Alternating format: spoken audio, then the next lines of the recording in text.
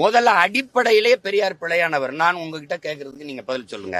தமிழ் முட்டாள்களின் பாசை, தமிழ் சனியன், தமிழ் காட்டுமிராண்டி மொழி, தமிழ் சனியனை விட்டு ஒழியுங்கள். தமிழ்ல என்ன இருக்குது? தமிழ் உங்களை படிக்க வச்சதா? இதுல இப்படி பேசும்போது என் நிலத்துல நீங்க யாரு? நீங்க கர்நாடக நாட்டுல பிறந்த நீங்களே சொல்லிருக்கீங்க.